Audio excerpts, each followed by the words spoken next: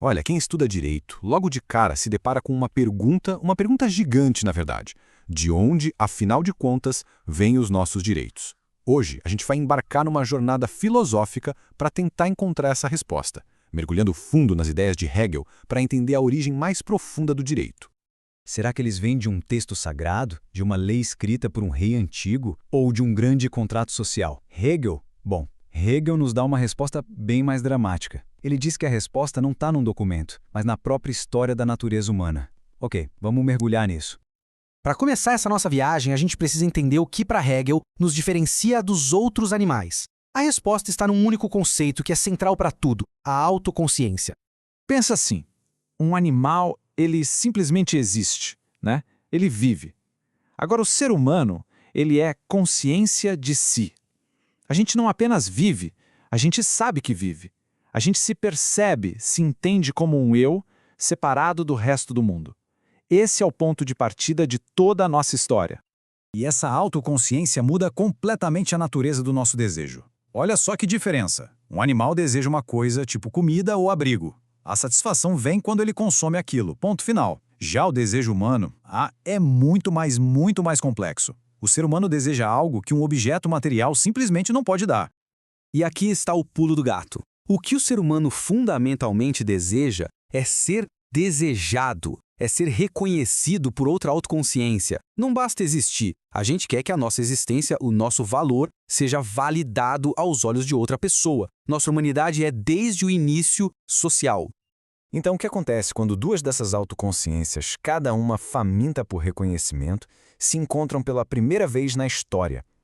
A resposta de Hegel não é um encontro pacífico com um cafezinho e bate-papo. É uma luta. Esse primeiro encontro é uma batalha de vida ou morte. Mas não é uma luta por recursos, como território ou comida. É uma luta por puro prestígio. Cada um quer forçar o outro a reconhecê-lo como superior, a validar sua existência como a mais importante.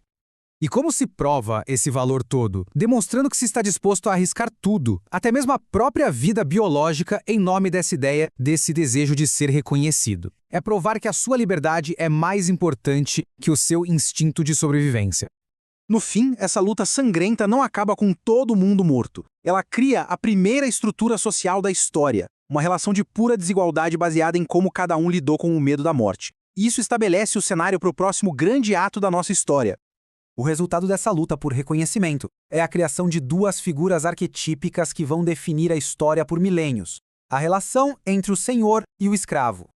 O senhor é aquele que superou o medo da morte e por isso é reconhecido.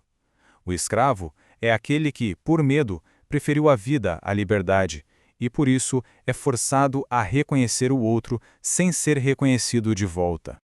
À primeira vista, o jogo parece decidido, né? O senhor superou o medo, ganhou o reconhecimento e o escravo se submeteu e teve o seu negado. O senhor só consome, o escravo só trabalha. Mas é na última linha que a ironia aparece. O caminho do senhor leva à estagnação, a um beco sem saída. Já a condição do escravo, por mais terrível que seja, contém a semente de uma verdadeira transformação. E aqui está a falha trágica na vitória do senhor. Ele queria ser reconhecido por um igual, mas, ao subjugar o outro, ele o transformou em algo que ele não considera igual. O reconhecimento de um escravo, de uma coisa, não tem valor algum. A vitória do Senhor é, no fim das contas, completamente vazia. E vamos agora para a grande reviravolta da nossa história, onde a dinâmica de poder começa a se inverter de uma forma que ninguém esperava. É aqui que o verdadeiro motor da história humana é revelado. O Senhor só consome o que o escravo produz. Ele não cria, não transforma o mundo. Ele se torna dependente. O escravo, por outro lado, é forçado a trabalhar, a interagir com o mundo material. E é nesse trabalho que tudo, absolutamente tudo, muda. É um processo em 3 etapas. Primeiro, o medo da morte o disciplina. Depois, pelo trabalho, ele não apenas serve ao Senhor, mas começa a dominar a natureza. Ele impõe a sua forma, a sua ideia a um objeto. E, finalmente, ao olhar para o objeto que ele criou, ele se vê. Ele vê sua própria inteligência e poder refletidos no mundo. O trabalho deixa de ser uma maldição e se torna o caminho para a autoconsciência e liberdade. Ao transformar o mundo, o escravo prova para si mesmo que ele não é uma coisa, mas uma consciência criadora. Ele se torna o verdadeiro mestre do mundo material.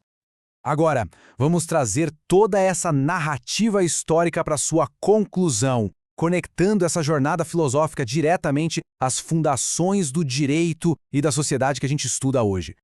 Toda essa jornada ilustra um processo que Hegel chama de dialética. A história não é aleatória, ela segue um progresso lógico. É como uma conversa. Primeiro temos um conflito, uma tese. Isso leva a uma solução imperfeita, a antítese da dominação. As falhas dessa solução levam a uma transformação, que finalmente resulta em uma síntese, uma resolução que supera as contradições anteriores.